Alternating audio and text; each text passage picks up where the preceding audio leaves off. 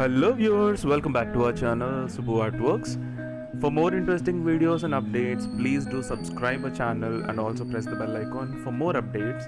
And without any delay, let's start today's video. So in today's video, I'm gonna show you how to do a basic flower pattern on fabrics by using acrylic colors. Do not skip the video, watch till end, and also please do subscribe and share this video with your friends and family. Thank you so much. Enjoy the video.